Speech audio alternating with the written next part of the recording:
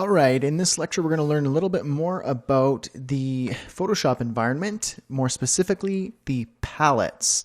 So as you can see, if you're totally new to Photoshop, there are a lot of different options and tools and buttons and sections all around the perimeter of the application. And it can be extremely daunting because if it's new to you, then it seems like there'd be a big learning curve.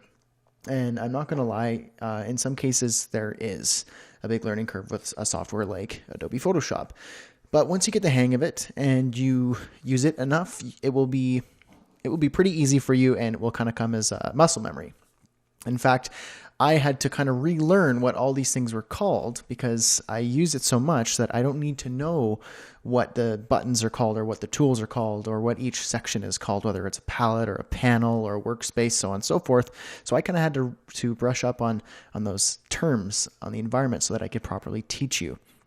So basically what I mean there is once you kind of get the hang of it, it will become second nature and kind of muscle memory, and you won't really need to know all the specific details. So we're going to jump into the palettes, and I'll let you know what that's all about. So palettes are basically everything that you see all throughout the perimeter of the software. So this would be the tools palette, and we've learned about the tools. We've kind of did an overview on each of the tools here.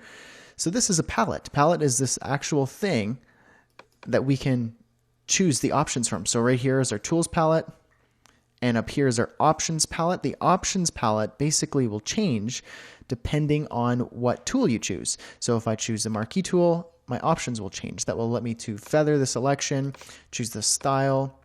If I'm using the lasso tool, I can change the different types of selections. If I'm using the crop tool, I can change the ratio. I can clear the crop, so on and so forth. The brush tool, you can choose the different brushes. So this, you use the options palette quite a bit.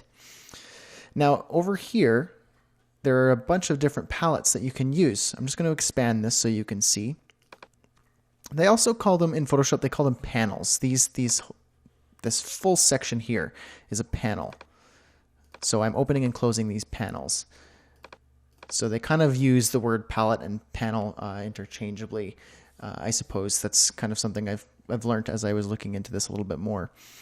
And so here, the most common palettes that you're going to be using when you're designing websites and graphics and modifying images are the layers palette right here. And the layers basically let you create non-destructive edits to your image. So instead of, for example, if I just were to go here in my tools and I took the brush and I made it a little bit bigger here, and I just went and brushed a big circle around me here, that is now on the layer of the actual image. So in theory, I can't change that now. I mean, I can edit undo, but I can't if I say like, oh, I actually want to move this,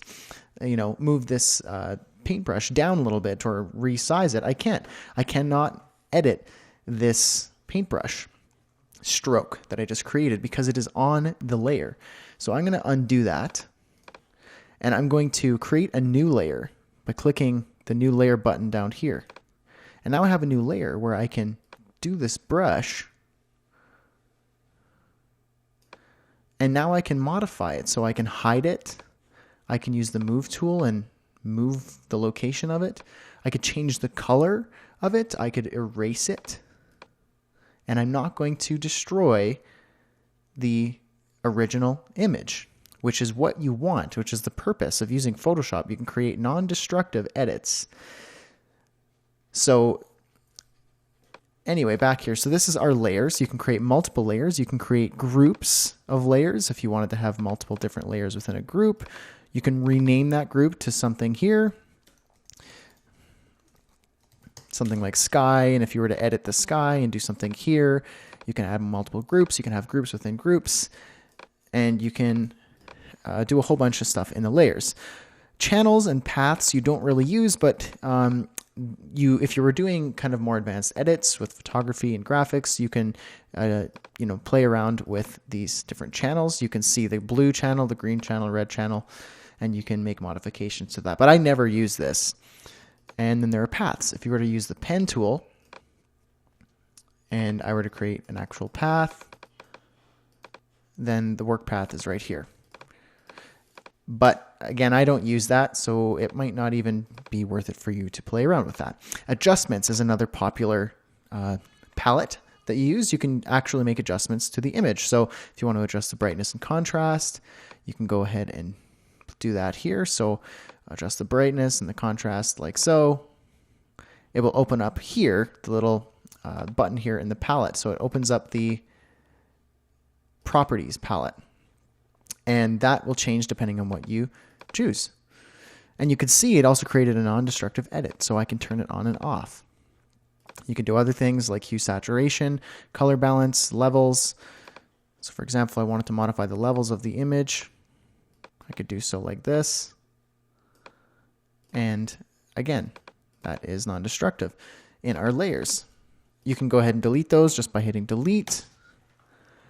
And there are more things here like color. If you wanted to change the foreground and background color of your Photoshop document, if you wanted to, so for example, I'll choose the foreground and I'll make that kind of a red. Now you can see the foreground color I have here in my swatch is red. If I wanted to change the background color, I choose the background here. And I can change that like so. And now basically that means if I were to use a color like a brush, I chose the brush tool, now it will choose the foreground, which will be red. And if you want to change that color, you could do it here or here. You can modify it like so. If you knew the exact color codes, your RGB, you could do that as well. So that's how you use the color. Swatches, you can actually choose from a swatch of what kind of color palette you want to play with. Here is the history and actions palettes. Basically, you can choose specific actions or history items that you've done. So instead of edit undo, if you wanted to go back to a specific history, then you can actually choose when you did that, like so. Actions, basically, you can choose different types of actions. You can download them from the web to do certain things. Like if you wanted to add filters and effects, like so on and so forth, I could choose one of these and turn it on, and it will make that adjustment for me. Kind of like an Instagram filter, so to speak. But a little bit more of advanced move, and you don't really need to do that a lot in web design. I rarely use this. Down here we have properties, we have that. Info, this just lets you know, you can see where your cursor is, you can see the color, and under the cursor, your X and Y position. If you were to make a selection, you could see the height and width. Over here, if you wanted to have a specific height, width, so on and so forth. The brush, if you were to use the brush, you can actually change the presets over here. So you could change the brush tip, you could change the bristles, the length of the stroke, the thickness, the stiffness of the bristles. You could change the angle of the stroke. You could choose the different types of bristle quality there. You could change things like scattering, shape dynamics, color dynamics, lots of different things that you can experiment with. Again, they're just kind of extra features and you don't really need to use them. I've probably opened this palette 4 times in the entire history of me knowing what Photoshop was. So you don't really need to play with that. But again, you can experiment just to see. Some more brush presets. You could just choose presets. Here is your character and paragraph palettes, which lets you choose fonts and your typeface and so on and so forth. So if I were to go ahead and type something like so, I'm going to move that over here. I can modify this. So I'm going to select it and I can modify the font size. I can modify different kerning and line height and so on and so forth. You could change the text height. You could change the color. I could choose a color with the color picker. So if I wanted it to be the sand, color of the sand, then there we go. You could change it to italic, uppercase. You know, if you were going to use subscript and superscript, underline, strike through, everything like that. You can play around with these different settings in your character and paragraph. If you were to use center, left, and right, justification. And there's a bunch of different things you could do with your text using that. Up here in my options, you can also play around with it here instead of down here. You could play around with it here. And usually this is where I play around with my text settings. And you could cancel that edit, or you can commit the edit. And so there we go. And you can see here we have another layer with that. So it's a non-destructive edit if I don't want that text or if I want to modify it in the future. And basically that is a simple rundown of the palettes. Another cool thing you could do if you don't use certain palettes, you can make custom workspaces. So up here you could see essentials, gives you the essential palettes. You could choose different things like painting, and it will give you different presets and palettes. I have my own custom workspace. You can go new workspace, name the workspace, and you can remove by right clicking the different palettes, and you can close them or remove them or totally adjust them, like so. If I wanted to put that up there, if I wanted to move this one down here, if you wanted this to be larger, if you wanted to move this all together, you could do that. If you want to dock it back in the side, you just pull it to the left side of the screen. And I've created my own custom workspace called Brad's Workspace, which just minimizes things to what I use. So I use adjustments, styles, and layers. I use these palettes here, the ones that we were just playing around with, and I leave my toolbar and my options. And you can do that right here if you want to create your own workspace. So I'll see you in the next lecture where we're going to learn a little bit more about the menu, because there are a lot of options to play around with here.